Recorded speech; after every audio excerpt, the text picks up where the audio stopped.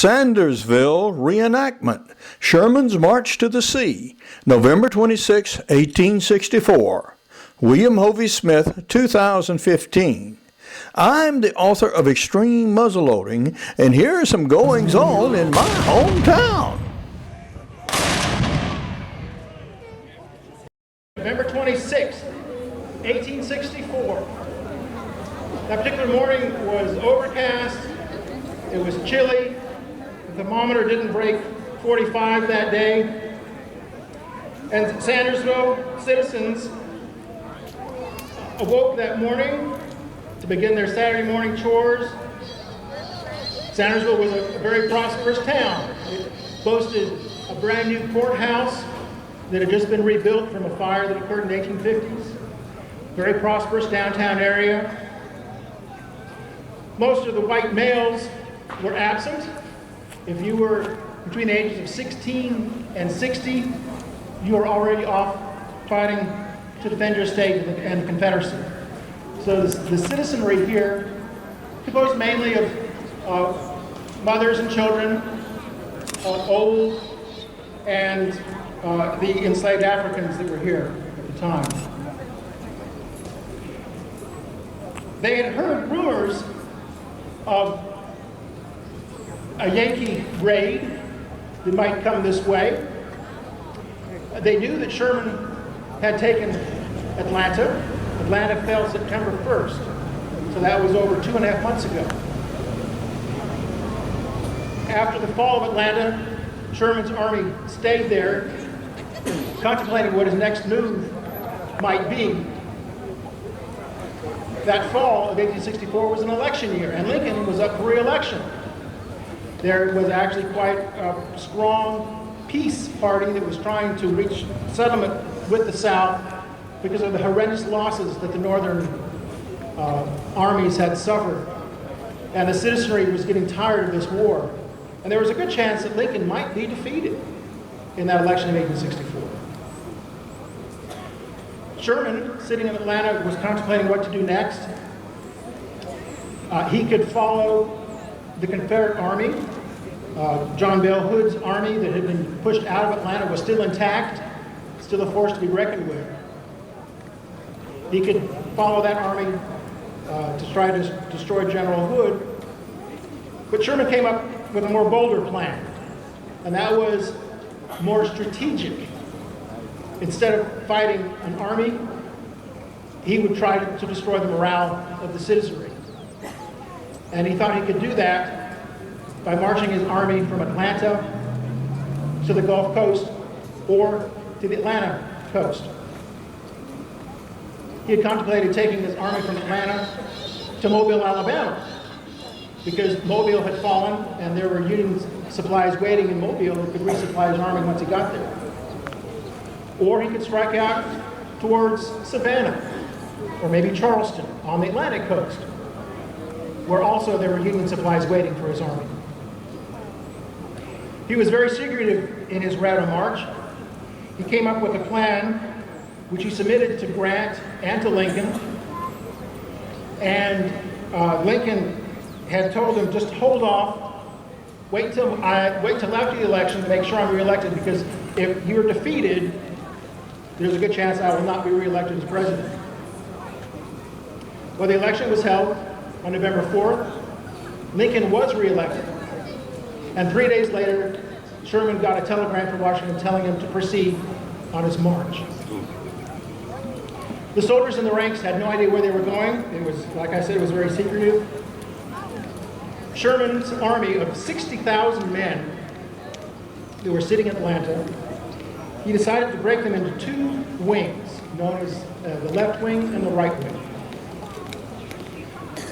He had orders for the left wing to proceed from Atlanta towards Augusta, following the railroad line, tearing up the railroad as they went, so that the left wing would try to fake the Confederates into thinking that Augusta was his target. Therefore, the Confederates would try to muster any meager resources they had to defend the city of Augusta. He sent his right wing heading south from Atlanta towards Macon, again trying to deceive the Confederates into thinking that Macon was a target, so that they tried to defend Macon. Both Macon and Augusta were very important to the Confederacy. They'd been untouched by war, but they housed many government factories and plants making munitions and other support for the Confederate forces. So both of these towns were important. Of course, Sherman had no intention of attacking either city, Macon or Augusta. His goal was Savannah.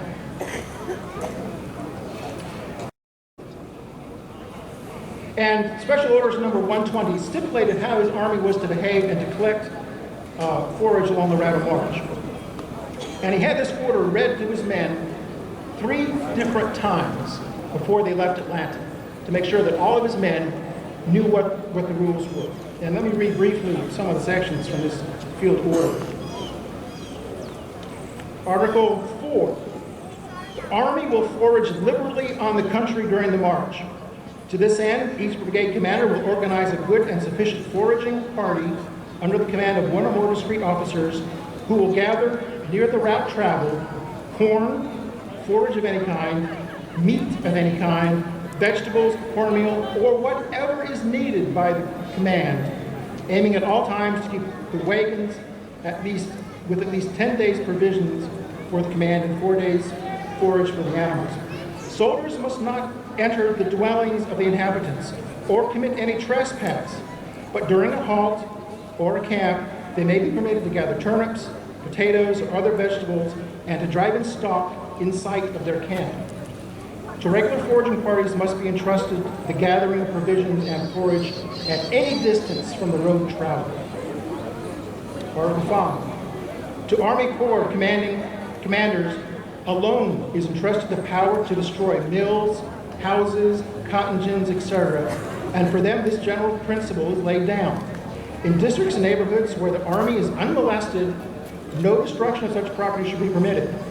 But should guerrillas or bushwhackers molest our march, or should the inhabitants burn bridges, obstruct roads, or otherwise manifest local hostility, then Army commanders should order and enforce a devastation more or less relentless according to the measure of such hostility. This article was going to have grave repercussions here in Sandersville. Article 6.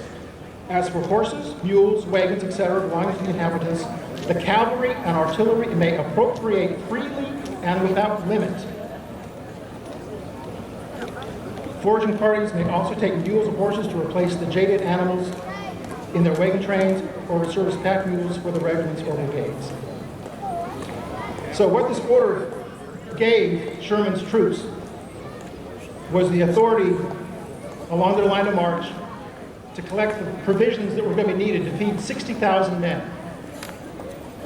Historians say that equates to about 200 tons of foodstuffs collected every single day from the countryside.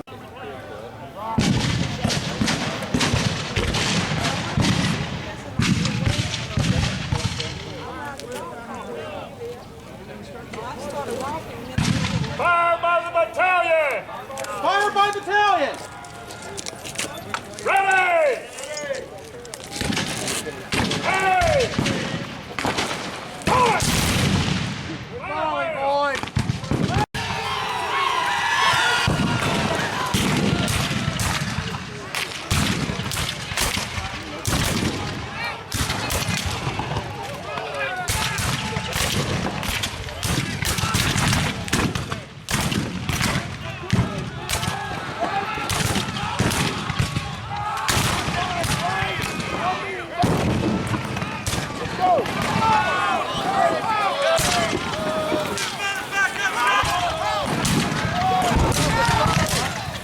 Here is the aftermath, with Sherman's troops securing the town and Wheeler's cavalry in full retreat.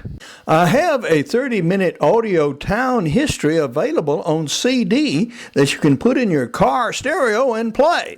I also have other books, including Extreme Muzzleloading, e-books like Muzzleloaders for Hunters, Shooting and Maintaining Your Muzzleloader, Hunting Big and Small Game with Muzzleloading Pistols, Hunting with Muzzleloading Shotguns and Smoothbore Muskets, as well as a new series of business books in the Profit series.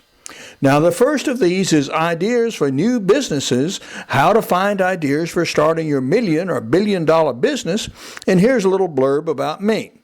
These and other activities are inspired by historic events, but of course things have changed over the years. Now, for more information on my books, blogs, and more than 450 videos and audio CD, you can go to my website, www.hoviesmith.com. Good hunting and good eating from the outdoors. Goodbye, and God bless.